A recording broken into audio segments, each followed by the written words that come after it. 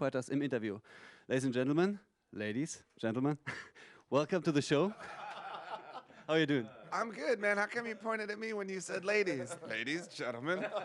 Nice to meet you. It's because of the beard. Oh, that's what it is. Yeah. Yeah, most women from Virginia have beards. So how are you doing? Are you okay? Yeah, things are good. We've been on this trip for about a week, and we did a few shows over in the UK.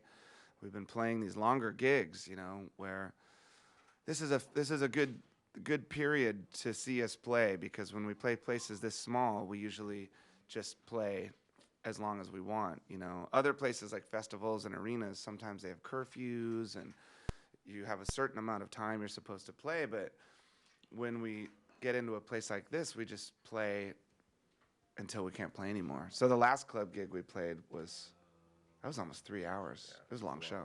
We got a lot of songs. Yeah. You played a few secret gigs during the last few weeks, but you also played to 12,000 people in London a couple of days ago. So what's the bigger challenge these days? I mean, honestly, the last club gig that we did, I think we've maybe done 6 or 7 of them now, now that we're out playing again. The last one we did, I started thinking, what if we just did club gigs? What if we just went on tour and just played clubs? Like, I mean, you know, I'd be sad for the people that wouldn't get to see us, but it's really fun to play clubs, you know? And I mean, that last gig really reminded me of like a show at the 930 Club in DC in 1985. It was like seeing the Descendants or I don't know, a DC hardcore band, because the audience it was 1,000 degrees. It was so loud, and the audience was all on top of each other, and it just reminded me of being a kid. It was really fun. Do you pick somebody in the first row that you play to, that you sort of fixate with the eyes, or is it just the whole of people in front of you?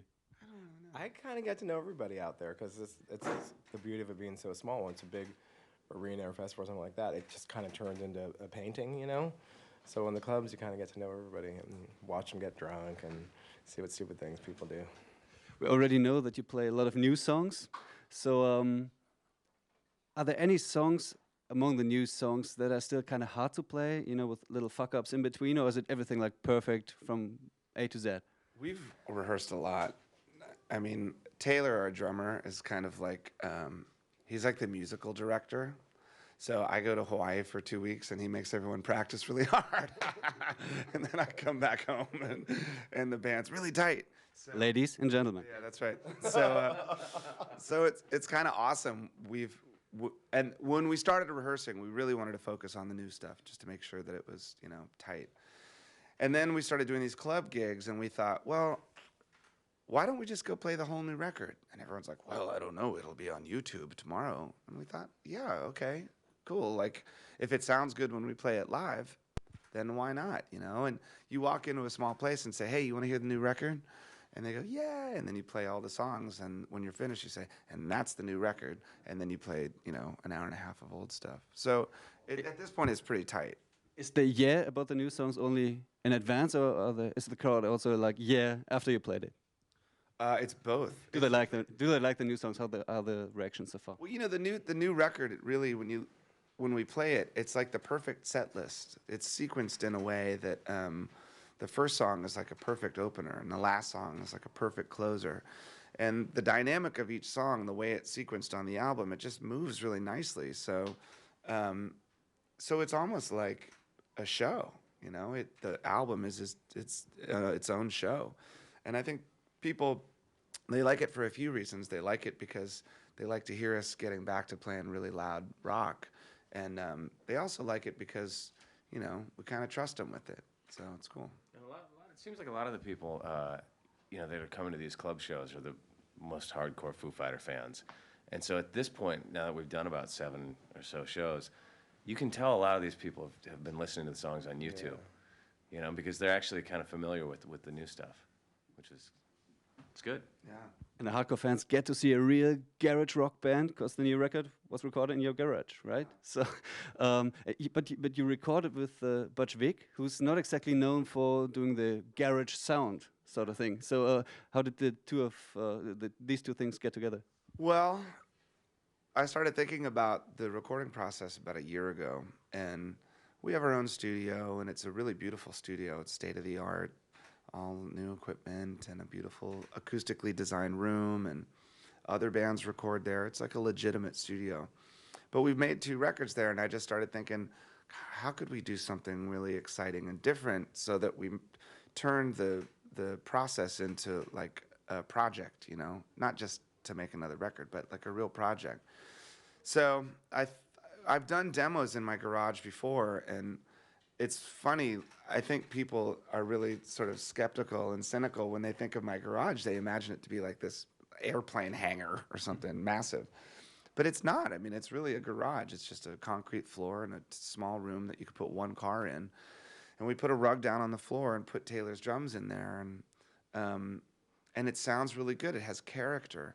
So we wanted to use Butch mostly because of Butch's sense of composition and songwriting. You know, when Butch makes a record with a band, he sort of like cuts out all the bullshit, the things that you don't really need. You don't really need that. You don't really need this, because the most important part of the song is this. So just focus on that.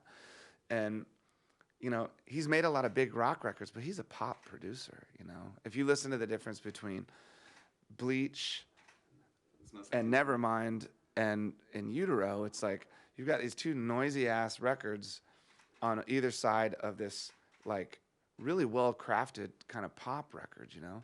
And that's the kind of stuff I like, you know. So we started, that was the idea, to work with Butch, but then also to use tape instead of computers. You know, we didn't use any computers at all the way up to mastering. We didn't mix it with computers. We just used tape, reels of tape. And Does that mean that you also practiced a lot more before recording? we kind of did, actually.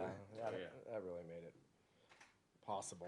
There's no computer editing afterwards, right? No, And you also had to consider, like, we only had a certain amount of tracks. You use Pro Tools, you could have 16 guitar tracks and 4 bass tracks and 100 drum tracks, but with tape, we have 2 24-track machines. So we had to decide, okay, if I'm doing this on the guitar, then you have to do that and you have to do that. We can't all be doing 4 different things. It was a nice way to restrict ourselves and just focus on what's important. So did this, I don't know, these old-time recording techniques, did they also get you in another frame of mind as a band? You know, being like, maybe like being the young guys again that practice in the garage and go out and just play? I think more than anything, it just made us feel like a real band, you know?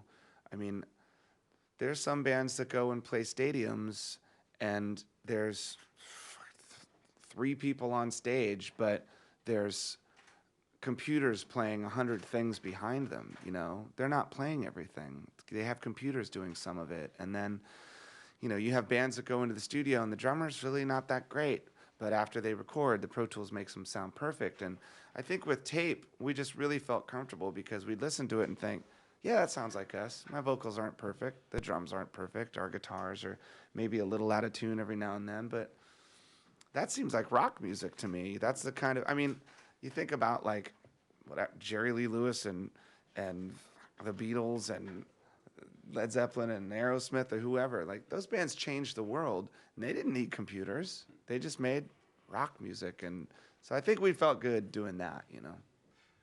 Obviously, tonight you play live. There's no overdubs. There's nothing. It's just you, the 5 guys on stage. It would be, but unfortunately not. Yeah.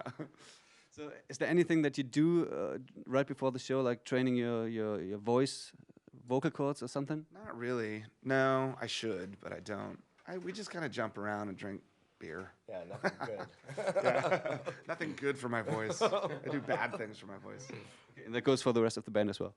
I usually sit down and play guitar for a little while, try to warm up a little bit, but it's I keep even on that. catching you with the computer and the instructional stuff.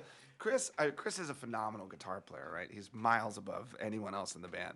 But he's still practicing and learning. I'm like, what more can you learn? Yeah, that's so funny. Well, things that have nothing to do with what we do. Yeah. You know what I mean? Like, always and it's something funny because going you on. sit there and you practice. You know, I'll sit there and warm up before we go out on stage, but it almost does no good because once you get out there, your nerves and the adrenaline rush, and it kind of doesn't matter. It usually takes me till like halfway through the set to just kind of relax and, you know. Radiokonzert heute Abend mit den Foo Fighters. Ich glaube, das wird gut.